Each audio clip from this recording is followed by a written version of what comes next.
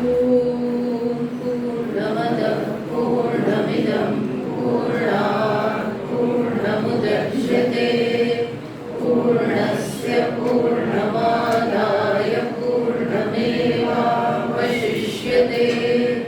ॐ शान्तिः शान्तिः शान्तिः।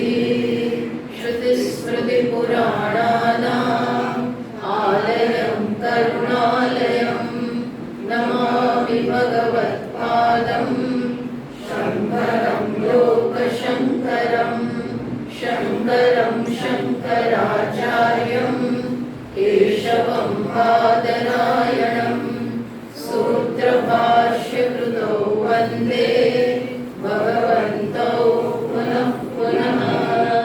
ईश्वरो गुरुरात्मेति मूर्तिभेदविभागिने व्योमवद्व्याप्तदेहाय दक्षिणामूर्तये नमः।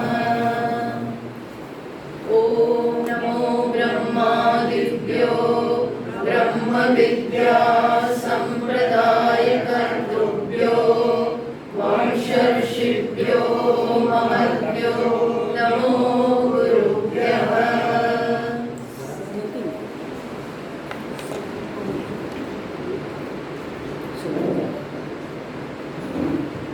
તો અત્યાર સુધી ઉપાસનાની વાત થઈ અને શ્રુતિનું એ પાછળનું તાત્પર્ય એવું છે કે સગુણના ધ્યાન દ્વારા જે વ્યક્ત બ્રહ્મ છે, સગુણ બ્રહ્મ છે, સમષ્ટિ છે, એની સાથે તાદાત્મ્ય પ્રાપ્ત થાય. વ્યષ્ટિમાંથી સમષ્ટિનું જ્ઞાન, વ્યષ્ટિમાંથી અહંકાર સમષ્ટિને પ્રાપ્ત કરે, આ પ્રકારનો એનો હેતુ છે. એટલે પહેલા ધ્યાન, સગુણનું જ્ઞાન, અને હવે નિર્ગુણનું જ્ઞાન. એટલે શ્રુતિએ પહેલા અશ્વ દ્વારા વિરાટની ઉપાસનાની વાત કરી. અશ્વમેઘના ઘોડા, મેઘના ઘોડા ઉપર વિરાટની આરાધના, વિરાટ પુરુષની. એ પહેલો વિષય, એ પહેલી ઉપાસના. પછી બીજી ઉપાસના કઈ હતી તો કે પ્રાણની, સમગ્ર જગતમાં જે હિરણ્યગર્ભ છે એની ઉપાસના. એની આપણને અને એ થઈ ઉદ્ગીત દ્વારા, ઉદ્ગીતના ગાન દ્વારા હિરણ્યગર્ભની કે પ્રાણની ઉપાસના, એ વાત થઈ. અને હવે આવે છે તો કે જ્ઞાન દ્વારા ઈશ્વરની આરાધના, જ્ઞાન દ્વારા આરાધના. હવે એ વિષય આવી રહ્યો છે. તો પ્રશ્ન થાય કે પ્રજાપતિ પદ પ્રાપ્ત કરવું એ આ કર્મ અને ઉપાસના એ બંનેનો હેતુ છે. કર્મ એટલે એવો એક પ્રકારે યાગ કરવો અને ઉપાસના કરવી, એ બંનેનું ઉત્કૃષ્ટમાં ઉત્કૃષ્ટ ફળ છે. કહ્યું તો કે પ્રજાપતિ પદ પ્રાપ્ત કરવું. તો પછી ત્યાં જ એની જ શ્રુતિ આગળ વધારે વાત કેમ નથી કરતી? અને હવે વિષય બદલાય છે કેમ? તો ભાષ્યકાર આપણને સમજાવે છે, જોડી આપે છે કે આ ઉપાસનાઓ આવી અને હવે આત્માની વાત આવે છે. તો વિષય, આ બંને વિષય વચ્ચે સંબંધ શું છે? કઈ પ્રકારનો સંબંધ છે? તો કે છે સર્વમપી એતદ જ્ઞાન કર્મ ફલ સંસાર એવ. બતાવ્યું આટલું ઉત્કૃષ્ટ ફળ તો ખરું, પણ એ ફળ એ કેવું છે તો કે સંસાર એવ, કર્મ ફલ સંસાર, એ સંસારમાં તો રાખે જ. પ્રજાપતિનું પદ એ પણ સંસારને અંતર્ગત છે. એ પણ પ્રાપ્ત કર્યું અને પછી કલ્પના અંતે એનો પણ એન્ડ આવશે. એટલે એ પણ શું છે? જેનો પણ પ્રારંભ થાય અને જેનો અંત આવે એ શું હોય? સંસારને અંતર્ગત. તદુપરાંત એ કેટલી મહેનત પછી પ્રાપ્ત થાય છે. અને પછી પણ હંમેશા એક પ્રકારની જેમાં સ્થિતિ રહે છે એવું બી નથી. અહીંયા લખે છે કે શું છે કે આ ફળ પણ કેવું છે તો કે સ્થૂલ વ્યક્ત અનિત્ય વિષયત્વાચ. આ ફળ પણ સ્થૂળ છે એક, પછી કેવું છે? વ્યક્ત છે, વ્યક્ત જગતની આ વાત છે. પ્લસ કેવું છે? અનિત્ય છે. અને કેવું છે? સંસાર વિષય અનિત્ય છે. એટલે એનામાંથી પણ વૈરાગ્ય, જેને જેને પૂર્ણતા જોઈએ છે, જેને નિત્યની ઝંખના છે, એને આ પદમાં પણ પછી રસ ના હોય. એટલે બતાવવા માંગે છે કે આ પછી હજી ધ્યેય, પૂર્ણ ધ્યેય હજી પ્રાપ્ત નથી થયું. હજી સંસારની અંદર ને અંદર જ છે. કે છે ને કે નહીં અધ્રુવૈહિ ધ્રુવમ પ્રાપ્યતે તત. આ બધા અધ્રુવ સાધન છે. એનાથી ક્યારેય પણ ધ્રુવ કે જે નિત્ય છે, જે અવિકારી છે, એ ક્યારેય પ્રાપ્ત ન થાય. એટલે એક વસ્તુ બરોબર સમજી લેવાની જરૂર છે કે નિત્ય ક્યારેય પણ કર્મ, એ કર્મ પછી કાયિક સ્તરે હોય કે માનસ સ્તરે હોય, કર્મનો સરવાળો, કર્મનું ફળ ક્યારેય પણ નિત્ય ના હોય. કર્મ નિત્ય ફળને જન્મ ના આપી શકે. કારણ કે કેમ ના આપી શકે? કર્મ પોતે અનિત્ય છે. કર્મ પોતે જ સમયમાં ઉત્પન્ન થાય છે. એ પોતે જ મર્યાદિત છે. કારણ કે આપણી શક્તિ ગમે એવી હોય પણ તો એ મર્યાદિત છે. તો કર્મ પોતે જે મર્યાદિત છે, અનિત્ય છે, એ નિત્ય ફળને જન્મ ક્યારેય ના આપી શકે. એટલે આપણે આવી રીતે જ્યારે પેલો ઉપાસક કે સાધક આવી રીતે વિચાર કરતો થાય, જેમ જેમ અંતઃકરણ એનું શુદ્ધ થતું જાય, એમ એમ આવો વિચાર જન્મે કે આ પણ અનિત્ય છે. અને ફળ આવે, તમે એને અનુભવો, ત્યારે પછી ખબર પડે ઓ આ પણ આવું જ છે. હજી હું સંપૂર્ણપણે ઈચ્છામાંથી નિવૃત્ત નથી થતો. અને ઈચ્છા એ જ શું છે? મોટો વિક્ષેપ છે. ઈચ્છા જ વિક્ષેપ છે. ઈચ્છા એવી હોય કે જે પૂરી ન કરીએ તો ચાલે તો વાંધો નથી. પૂરી થાય તો ઠીક, ન થાય તો ઠીક, ભલે બહુ વાંધો નથી, બહુ શું જરાય વાંધો નથી, મળે તો ઠીક, ન મળે તો ઠીક. એવી સાદી જે ઈચ્છાઓ છે એ બંધન જન્માવનાર નથી. પણ એવી ઈચ્છા જેના ઉપર મારા સુખનો આધાર હોય, સુખ થોડું નીચું નહીં કરી શકે, આત્મા કે દેખાતું લોકોને બી બિચારાને કઈ દેખાય નહીં. This comes in way, you know. આને નીચું થોડું કરી નાખો. મને વાંધો નથી, અત્યારે એવું હોય તો હું આમ ખસી જાઉં, ચલો કઈ નહીં, આ સહેજ નીચું કરો. યસ, હજી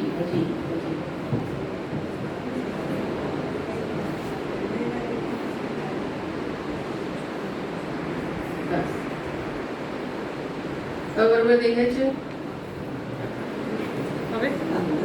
હવે આવી કરવાનું છે. કંઈક તો બધું ગુમાવવું પડે. પિક્ચર બરોબર ના આવે.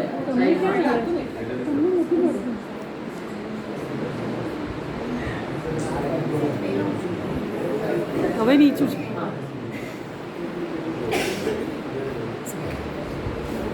એટલે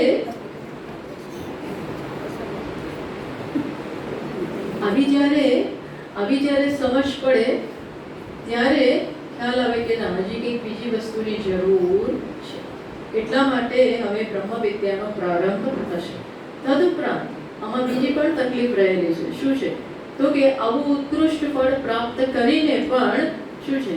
તો કે ભય વગેરે તો રહે જ છે. પછી આપણે જે ચોથા બ્રાહ્મણમાં હવે પ્રવેશીશું તો ત્યાં બતાવ્યું. ચોથા બ્રાહ્મણમાં આપણી સાત્વિક કંડિકા, આ ચોથું બ્રાહ્મણ છે એ પુરુષવિદ બ્રાહ્મણ. એમાં શરૂઆતમાં આ વાત કરી, પછી કહ્યું કે પ્રજાપતિ પદ પ્રાપ્ત કર્યું છે, છતાં પણ ત્યાં ચોથા બ્રાહ્મણમાં આગળ પછી વાત ચાલે છે. તો એમાં એક કંડિકા એવી છે જ્યાં આવું વર્ણન આવે છે કે સહ અભિભેદ, એ પ્રજાપતિને પણ શું થયું? ભય જન્મ્યો. એનામાં પણ ભય જન્મ્યો. તસ્માત એકાકી બિભેતિ, એને ભય જન્મ્યો. શું જન્મ્યો? કોઈ કારણસર ભય જન્મ્યો. એને પોતાને ખબર નથી પડતી કે કેમ મારામાં ભય છે. તો એના મનમાં એવું થયું કે હું એકલો જ છું. તસ્માત એકાકી બિભેતિ, હું એકલો છું માટે મને ભય લાગે છે. પછી એને ખૂબ વિચાર કર્યો. યન્મદ અન્યદ નાસ્તિ તસ્માત્નો બિભેતિ ઇતિ. શું કહે છે? પણ મારા સિવાય તો આ અજ્ઞાનમાં, પહેલા અજ્ઞાનને કારણે શું જન્મ્યો? ભય જન્મ્યો. પછી વિચાર કર્યો તો શું થયું એ તમારામાં નથી. આ વચ્ચેનો પાઠ જે છે, જે હવે પછીની જે આપણે કંડિકા વાંચવાના છીએ 1, 4, 7 એ જે આપણે વાંચવાના છે એની આ ભૂમિકા આપણે બાંધી રહ્યા છીએ કે આવું કેમ થયું. તો પ્રજાપતિને ડર લાગ્યો એ અજ્ઞાનને કારણે. પછી વિચાર કર્યો તો એને ખ્યાલ આવ્યો. શું આવ્યો? કે મારા કસ્માતનું બિભેતિ ઇતિ તતઃ એવ અસ્ય ભયમ વિયાય. પછી મારાથી યદ મદ અન્યદ નાસ્તિ, મારાથી અન્ય તો કોઈ છે જ નહીં. એને ખબર પડી. શું ખબર પડી? મારાથી અન્ય જ્ઞાન થયું કે મારા સિવાય તો કોઈ છે જ નહીં. તો પછી ભયનું કારણ શું છે? આવો વિચાર કર્યો એટલે શું થયું? તતઃ એવ અસ્ય ભયમ વિયાય. આવું વિચારવાને કારણે એ ભયથી મુક્ત થઈ ગયા. બસ સાચી વાત છે, ભય નથી, પણ પહેલા જન્મ્યો ભય. એટલે ત્યાં પછી એ મંત્રમાં આવું આવે છે કે ભય જન્મે ખરો. ક્યારે જન્મે? બીજો હોય તો ભય જન્મે. બીજા પ્રત્યે રાગ હોય તો એ ભય જન્મે. ના જન્મે કે પછી એ રાગનો વિષય એ જતી રહેશે તો વ્યક્તિ છૂટા પડી જઈશું તો વિયોગ થશે એટલે પાછું દુઃખ, પાછું ભય. બધાને સાથે આનંદ કરતા હોય છે, પણ જેમ જેમ સમય જતો જાય એમ પછી ભય નું આવી પણ જાય કારણ. ત્યાં તો બધું એક દિવસ અંત આવી જશે, આ બધું એન્ડ આવી જશે, આ શિબિર તો પૂરી થવાની. ટૂંકમાં કંઈ પણ સર્વે સંયોગાહ વિયોગાંતઃ, આ બધી વસ્તુનો એન્ડ આવવાનો. એ ભય જન્મ આવે. હમણાં ત્યાં એક વ્યક્તિએ અમેરિકામાં એક વ્યક્તિએ રાત્રે પ્રશ્ન પૂછ્યો, મીન્સ સત્સંગ વખતે પ્રશ્ન પૂછ્યો કે આ બધું તો બરોબર છે પણ કે મને સતત ચિંતા રહે છે, બહુ ચિંતા રહે છે. શું? મેં કીધું શું છે? તો કે સતત એવી ચિંતા રહે છે કે હું એકલો પડી જઈશ તો શું કરીશ. તો સાચી છે કે હું જતો રહીશ અથવા તો એ જતી રહેશે.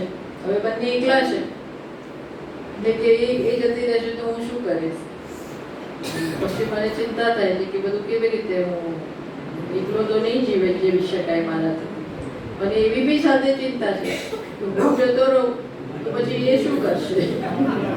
એવી ચિંતા, હું જતો રહું તો એ એકલી શું કર, કેવી રીતે મેનેજ, વધારે મને ચિંતા છે. અત્યારે તો હું છું સપોર્ટ, પછી એ એકલી શું કરશે કે આવી ચિંતા સતત મને કોરી ખાય છે. મેં કીધું ભાઈ જો આ તો વાસ્તવિકતા છે, આમાં ખોટું કેવું કે ના કંઈ નહીં થાય, કંઈ નહીં થાય. એ તો જીવનની વાસ્તવિકતા છે. છો ત્યાં સુધી આનંદ કરો, બાકી વાસ્તવિકતા એ સ્વીકારવાની જ છે. આ તો જીવનનો અફર સત્ય છે. એટલે બે વાસ્તવિકતા સ્વીકારવાની. આત્માની દ્રષ્ટિથી કોઈ ભયનું કારણ નથી, એ જાણો તો ભય ના જન્મે. સાથે આ બધું એક દિવસ એન્ડ આવવાનો છે, એ વાસ્તવિકતા સ્વીકારવી પડે. જે વાસ્તવિકતા છે બહુ અઘરી છે સ્વીકારવી, પણ સ્વીકારવી પડે. એ ન સ્વીકારો તો પાછું દુઃખ કરે. પછી જે બધું હોય ત્યારે આપણે પેલું યાદ કર્યા કરે, આમ થશે તો આવું થશે ત્યારે શું, એ અત્યારે નથી. અને અત્યારે છે ત્યારે જ એના માટે તૈયાર થવું. તૈયાર થવું એટલે શું? થોડા આસક્તિમાંથી મુક્ત થતા જઈએ. આસક્તિમાંથી મુક્ત થતા જઈએ. નહીતર તો આ રહેશે જ. નહીતર આ જ્ઞાનનો કે જાજી પછી અસર નથી. આસક્તિમાંથી મુક્ત થવાનું છે. આસક્તિ એટલે છીએ સાથે, બરોબર છે. એટલે એવું નહીં કે હવે તમે જવાના છો, હું જવાની છું, એવું નહીં. જે કરવાનું એ બધું કરીએ જ, પ્રેમથી કરીએ, સારી રીતે કરીએ તો બધું કરવું જ. પણ સાથે સાથે ધ્યેય અગત્યનું છે. તમે તમારી રીતે ધ્યેય પહોંચો, હું પહોંચું, અને બેસ્ટ તો છે એકબીજાને ધ્યેય સુધી પહોંચવામાં મદદ કરીએ, અનુકૂળ થઈએ, મદદ કરીએ. એ જ હેતુ છે ભાઈ. આ એ જ હેતુ છે, સાથે આવવાનો આ હેતુ આ છે એકબીજાને મદદ કરતા કરતા અનુકૂળ થતા થતા આગળ વધીએ. પણ વાસ્તવિકતા તો વાસ્તવિકતા જ છે. એટલે એના માટે તૈયાર થવાનું કે ભાઈ આ તો આવું છે જ. એટલે કહ્યું ને ભગવાને, બ્રહ્મણ્યાધાય કર્માણિ સંગમ ત્યક્ત્વા કરોતિ યહ લિપ્યતે નસ પાપેન પદ્મ પત્રમ ઇવ અંબસા. આપણે કેવી રીતે બધું કરવાનું, જીવવાનું?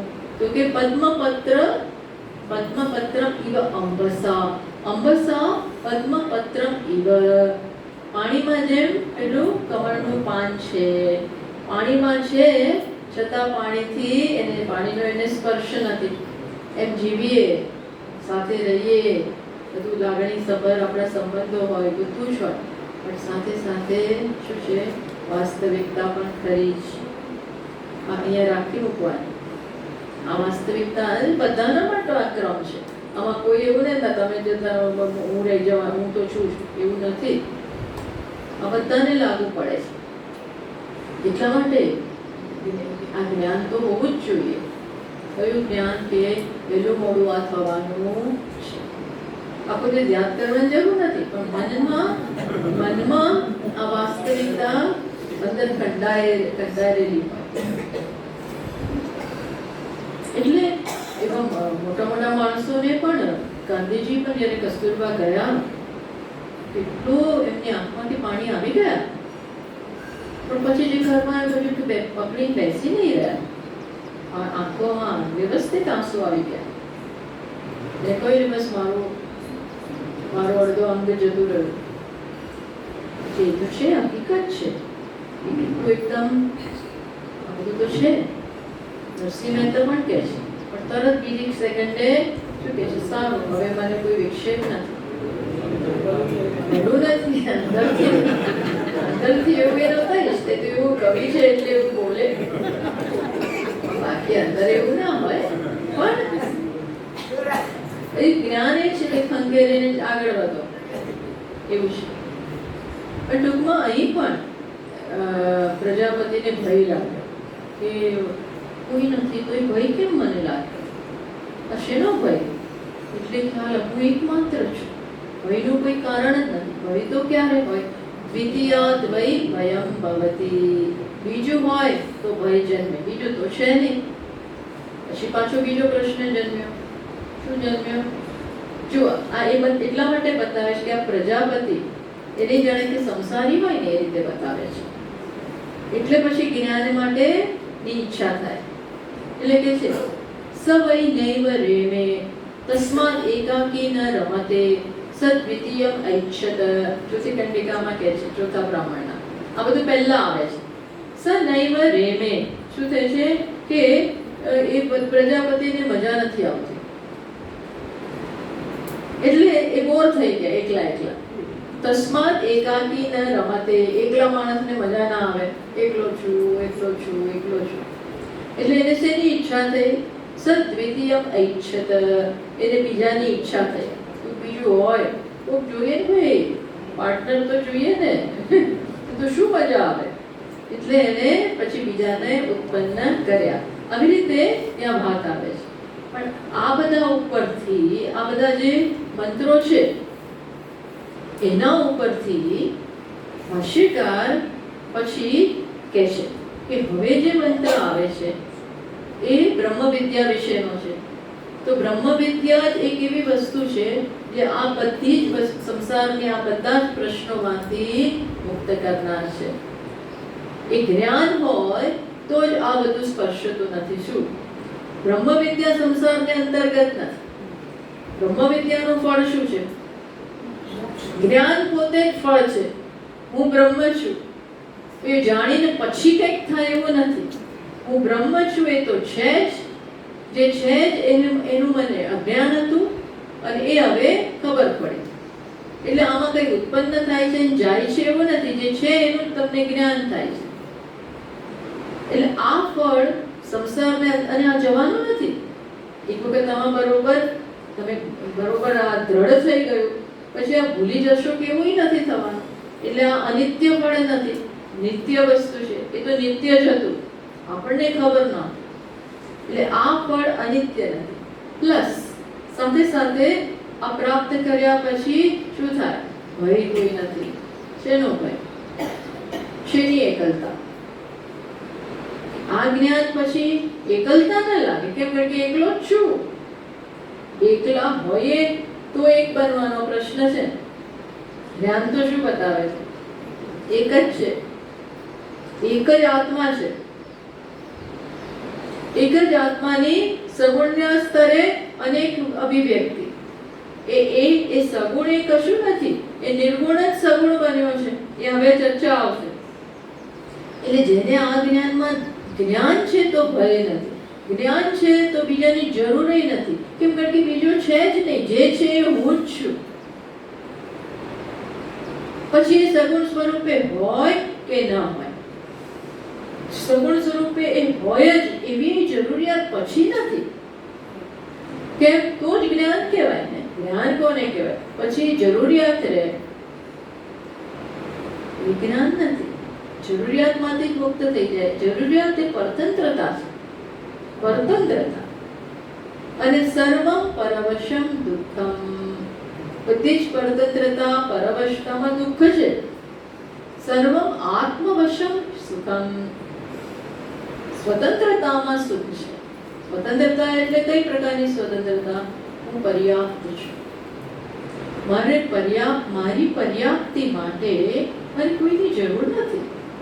એટલે એવું નહીં કે હવે મને કોઈ હોય તો ગમે નહીં, એ બધું નથી. હા, અમુક જરૂરિયાત માટે, ખાવા પીવા માટે, એવા માટે લોકોની મદદની જરૂર, એ બધું બરોબર છે. પણ આંતરિક સ્તરે, લાગણીના સ્તરે એ જરૂરિયાત નથી. આ બહુ મોટી મુક્તિ છે. આ જ મોટું બંધન મોટું ત્યાં છે. 12 માણસ હોય કે ના હોય એ બંધન નથી. તો બંધન ક્યાં છે? લાગણીના સ્તરનું જ બંધન છે. મને જોઈએ, ખૂબ બોલવા વાળું જોઈએ, એકલા ગમતું નથી, એકલા પડી ગયા. આવું થાય ને ત્યારે હું વિચારવાનું કોણ બીજું હતું? બધા એક જ છે. એટલે અત્યારે જે છે એ માણસો નથી, આત્મા જ છે. આ જ્ઞાનથી જ ભય જાય છે.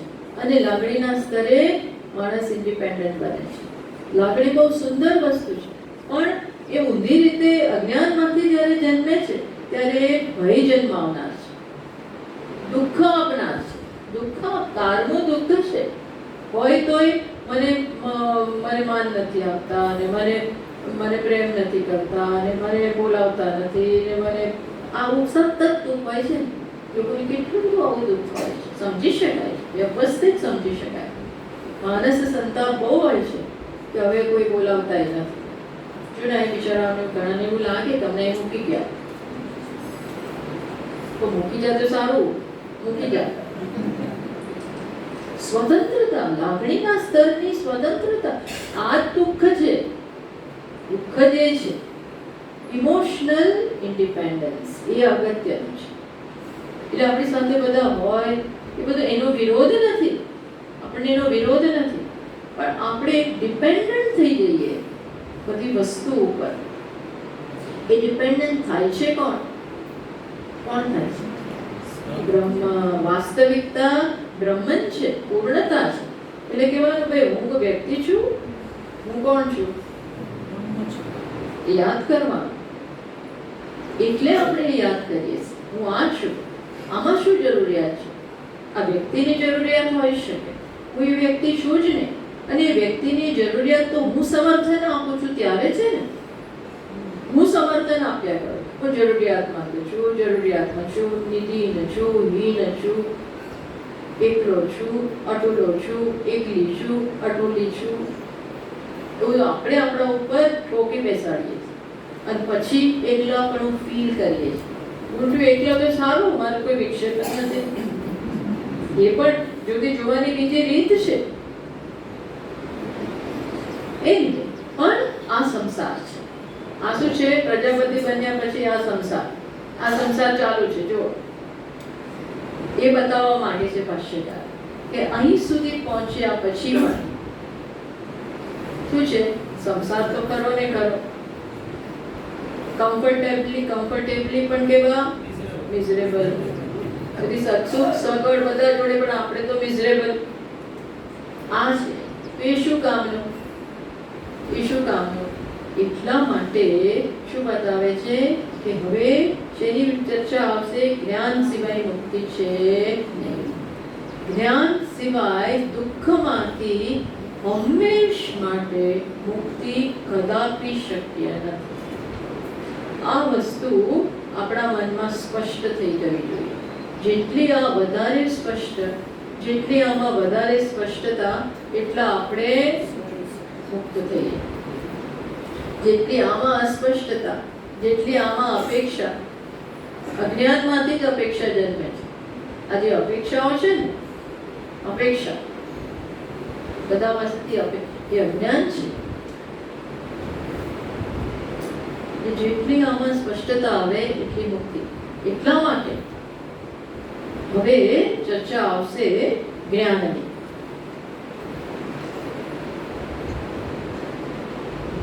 यदा हि कर्म ज्ञान फलं प्रजापतित्वं संसारः इति उच्यते तदा तत्पर्यन्तात् सर्वस्मात् विरक्तस्य वक्ष्यमाण विद्यायाम् अधिकारः सेत्स्यति. तो કે છે જો આ બધું સંસારને અંતર્ગત હોય અને બ્રહ્મ વિદ્યામાં જ આનું સોલ્યુશન હોય તો બ્રહ્મ વિદ્યા માટે સૌથી પહેલી ક્વોલિફિકેશન કયું જોઈએ? તો કે વૈરાગ્ય. સૌથી પહેલા શું જોઈએ? વિરક્તતા. વિરક્તતા એટલે આ બધા પ્રત્યે મને તિરસ્કાર નહીં, પણ શું છે? હેલ્ધી સમજ કે આમાં કઈ છે નહીં, જે છે એ આત્મામાં છે, જે છે હું આત્મા છે. એ પ્રકારનો રાગ એટલે શું? ત્યાંથી આસક્તિ છૂટી જાય, કારણ કે મિથ્યા છે. એમાંથી આસક્તિમાંથી મુક્ત થઈ. એ મુક્ત ન થાય ત્યાં સુધી આપણું મન પૂરેપૂરું ઉપલબ્ધ નથી. આપણું મન આત્માના વિચાર માટે, આત્મામાં કેન્દ્રિત થવા માટે, શ્રવણ માટે, મનન માટે, નિધિધ્યાસન માટે જોઈએ એવું ઉપલબ્ધ ના હોય, કારણ કે એને થોડું ખેંચાતું હોય, જગત ખેંચી જાય. એટલે વૈરાગ્ય આવશ્યક છે. એટલે હવે શરૂ થાય છે જ્ઞાનનું પ્રકરણ. તતઃ વિરક્તસ્ય વક્ષ્યમાણ વિદ્યાયામ અધિકારાર્થમ. એટલે વિરક્ત છે એને જ બ્રહ્મ જ્ઞાનમાં અધિકાર છે એ બતાવવા માટે આપણી જે કંડિકા છે ને એના પછી, હમણાં નહીં, તમારી બુકમાં, તમારા ફોલ્ડરમાં એ નથી, પણ આત્મા કેમ અગત્યનો છે પછી એ બતાવશે. કેમ અગત્યનો છે? તો કે તદેતત પ્રેયઃ પુત્રાત પ્રેયઃ વિત્ત. આગો એક આપણે જે કરીશું ને એના પછીનો 8મો મંત્ર જે આપણે ફોલ્ડરમાં નથી લીધો, પણ એ આ પ્રકારનો છે કે આત્મા જ એકમાત્ર ધ્યેય છે, કારણ કે એ જ સર્વથી પ્રિય છે. તદેતત પ્રેયઃ પુત્રાત. પુત્ર માણસને બહુ પ્રિય હોય, બહુ પ્રિય હોય, પણ આત્મા પુત્ર કરતા પણ વધારે પ્રિય. પ્રેયઃ વિત્તાત. વિત્ત પણ, ધન પણ બહુ પ્રિય હોય, પણ આત્મા કેવો છે? શ્રુતિ કહે છે પ્રિયથી, વિત્તથી પણ વધારે પ્રિય. અન્યસ્માત સર્વસ્માત અંતરતરમ યદ અયમ આત્મા. બધાથી જ ખૂબ નજીક કોણ છે? પરમ પ્રેમાસ્પદ છે. પરમ પ્રેમાસ્પદ કોણ છે? તો કે આત્મા. અને એમાં જ સર્વ કાંઈ છે. એને જાણો તો બધું જ જણાઈ ગયું, એને જાણો તો બધું જ મળી ગયું, બધું જ પ્રાપ્ત થઈ જાય. માટે પણ આત્મા જાણવો જોઈએ. આવું નક્કી થયું. હવે આપણે એ કંડિકામાં પ્રવેશ કરીએ. આ એનો કનેક્શન હતું.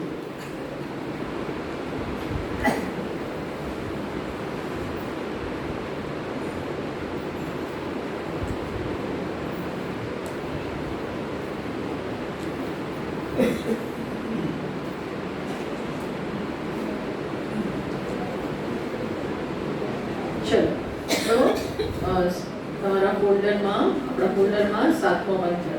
એટલે ખ્યાલ આવ્યો હવે કેમ બ્રહ્મ વિદ્યાનો આ રીતે પ્રારંભ થાય છે. એક તો પ્રજાપતિનું પદ પણ સંસારને અંતર્ગત છે અને સાથે સાથે ભય ત્યાં પણ છે. માટે પણ એવું જાણવું જોઈએ જે છે બ્રહ્મ વિદ્યા, જે પ્રાપ્ત કરીને આ બધામાંથી હંમેશ માટે મુક્તિ મળે છે. એટલે ચલો હવે એ વસ્તુ શરૂ થાય છે. तत्तेदं तर्हि अव्याकृतम् आसीत् तन्नामरूपाभ्याम् एव व्याप्रियत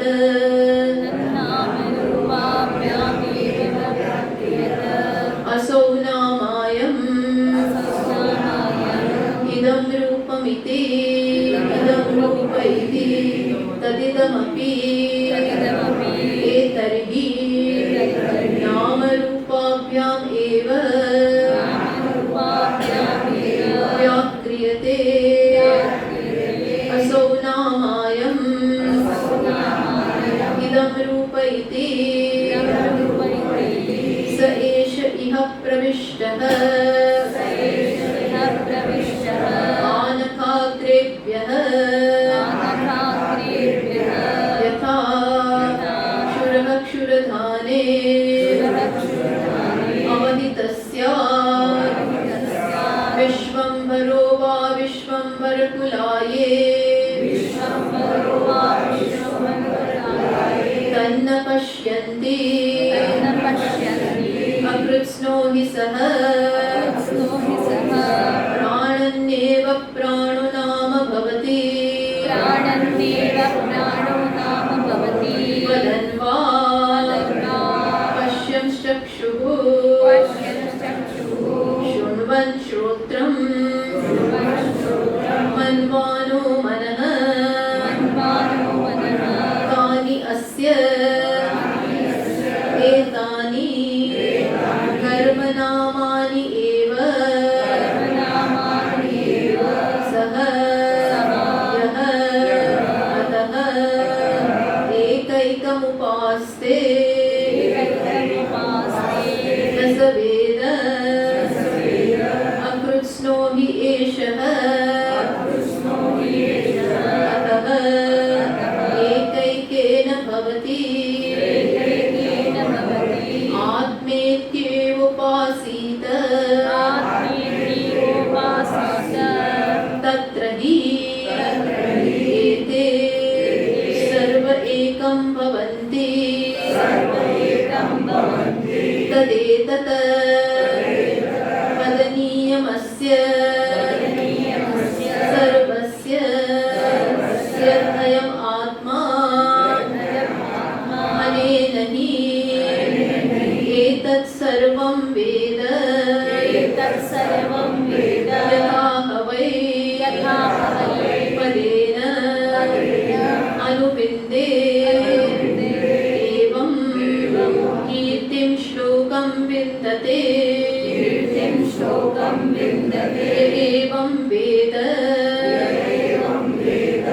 આટલો લાંબો છે આટલી મોટી કે ના તો કોઈ બૃહદારણ્યક ઉપનિષદ છે.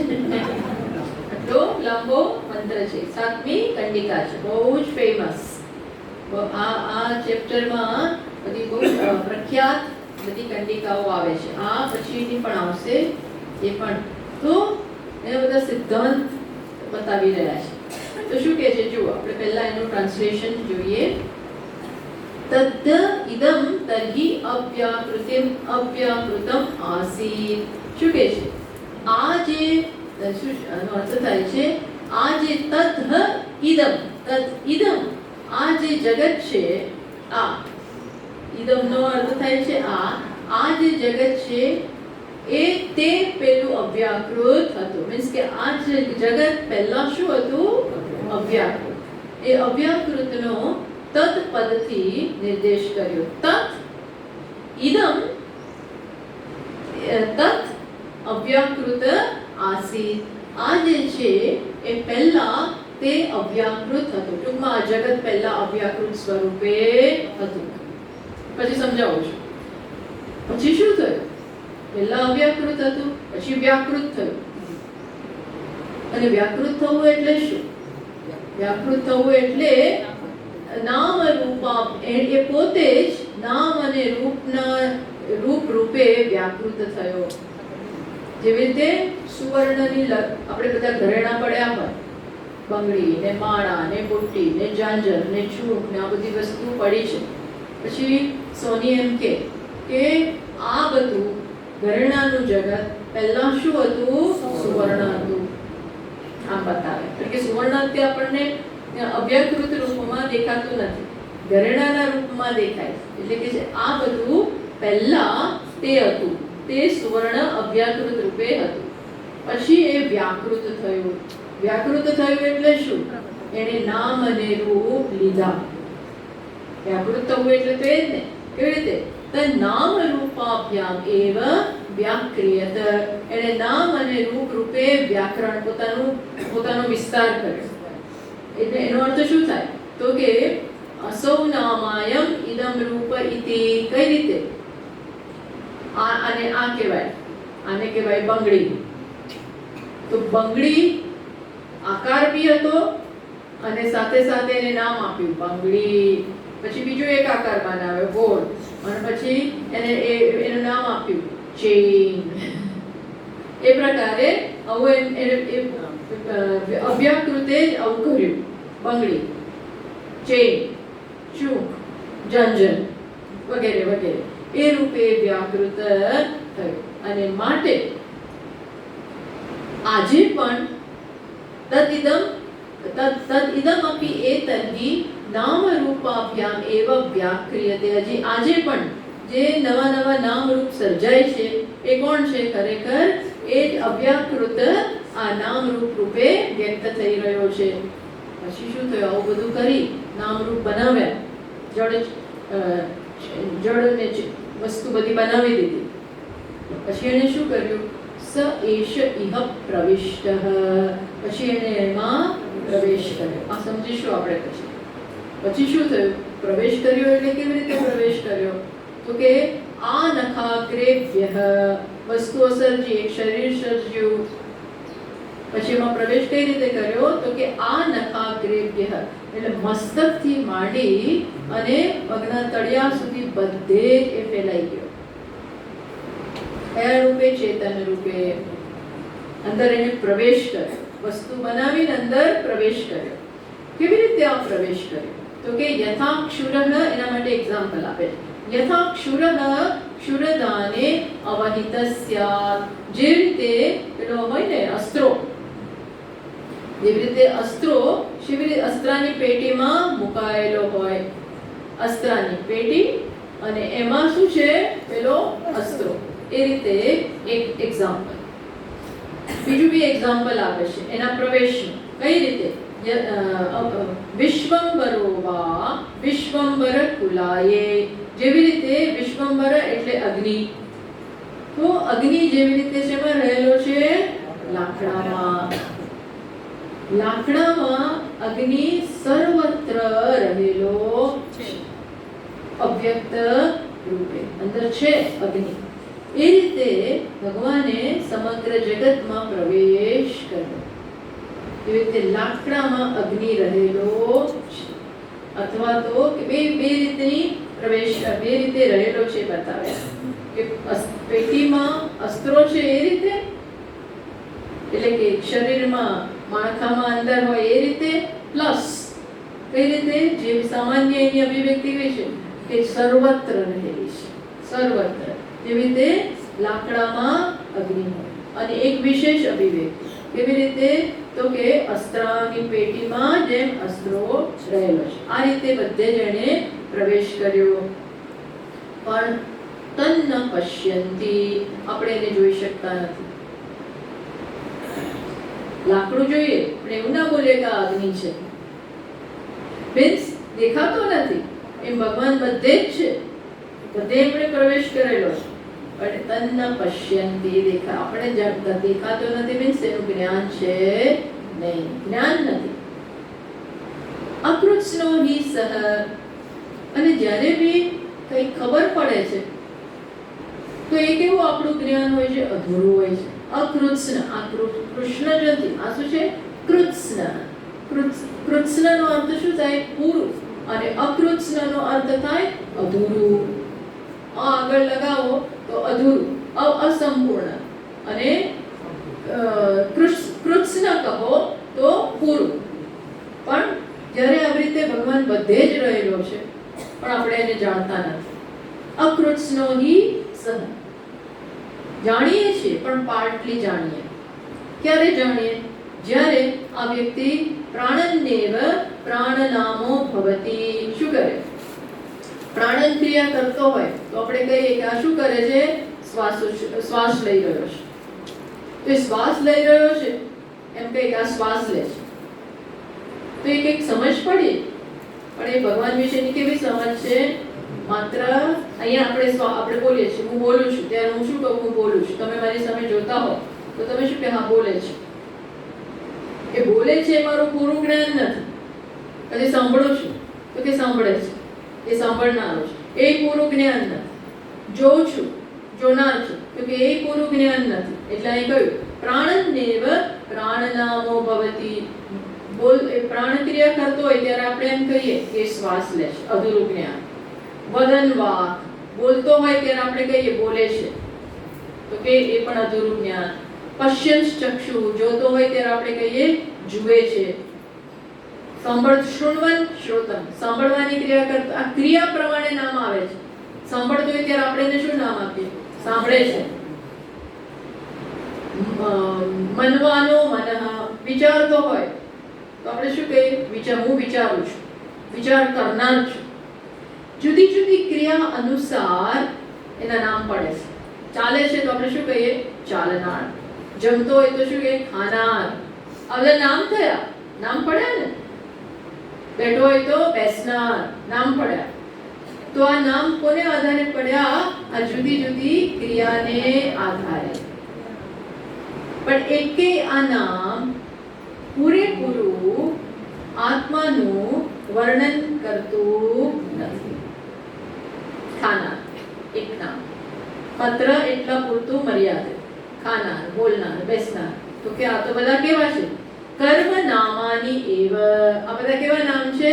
એક એક કર્મને લગતા, કર્મ અનુસાર. સહ યહ અતઃ એક એક ઉપાસ્તે. એટલે જો કોઈ એવું માને કે આત્મા એટલે કે હું એટલે બોલનાર, ખાનાર અને એ જ એને સત્ય માને તો શું થાય? ન સવેદ, એ જાણતો નથી. અકૃત્સ્નો હિ એષઃ અતઃ એકૈકેન ભવતિ. આમાં આત્માની માત્ર એક વિશેષતા જ રજૂ થાય છે. જુદી જુદી ક્રિયા અનુસાર એક એક વિશેષતા રજૂ થાય છે. એટલે કેવી રીતે જાણવાનું? તો કે ના, એ કોણ છે? આત્મા. ઇતિ એવ ઉપાસિત. કઈ રીતે એને ઉપાસના, એટલે કઈ રીતે એને જાણવાનું છે કે આ આત્મા છે? એ આત્મામાં શું આવી જાય? બધાને જ વ્યાપ્ત કરનાર. આ શરીરમાં બધી જ ક્રિયાને અહીંની વાત થાય છે, કારણ કે અહીં પ્રવેશ કરેલો છે. આ બધું જ એને કારણે છે.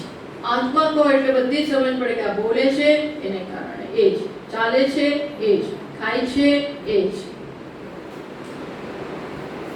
સર એતૈહિ સર્વમ એકમ. અહીંયા જ બધા મળી જાય. બસ.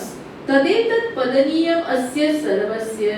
તો કે છે આ જે સર્વાનુભવ સિદ્ધ આત્મા છે તે જ આ સર્વ જીવોને પ્રાપ્ત. તદેતત, આ જ આત્મા બધા લોકો માટે ધ્યેય છે. દરેકના જીવનનું ધ્યેય શું હોવું જોઈએ? શું છે? તો કે આ આત્મા જ, એ જ પ્રાપ્ત કરવા લાયક છે. તો આને જાણવો કેવી રીતે? તો બસ તમે આત્માને જાણો યત અયમ અનેન હિ એતત સર્વમ વેદ. બધું જ જાણવું હોય તો બધું જુદું જુદું જાણવાની જરૂર નથી. શું જાણો તો બધું જણાઈ ગયું. આત્મા સુવર્ણને જાણો તો બધા જ ઘરેણા જણાય છે. આત્માને જાણો તો બધું જણાય જાય. પછી ફલશ્રુતિ કહે છે, એનું ફળ કહે છે કે જેવી રીતે કોઈ પશુ ખોવાઈ ગયો હોય, કોઈ ખેડૂતનું ગાય આમ ખોવાઈ ગઈ છે તો એના પગની નિશાની જોઈ જોઈને એની પાછળ જતા જતા એને શોધી કાઢે. યદા યદા હવૈ પદેન અવવિંદે, જે રીતે પશુના ચિહ્નો, પગના ચિહ્નો ઉપરથી એ પશુને આપણે શોધી કાઢીએ, પગેલું એનું શોધી કાઢીએ, એ જ પ્રકારે આ પુરુષને જે જાણે છે, આત્માને જે જાણે છે એને શું થાય? બધી જ કીર્તિ, બધું જ યશ, બધી જ વસ્તુ એની પાછળ આવે છે. ટૂંકમાં એ રીતે આના ફળની વાત કરી. પણ હવે આનો વિસ્તારથી આપણે આવડી મોટી કંડિકાને વિસ્તારથી હવે પછીના ક્લાસથી સમજીશું.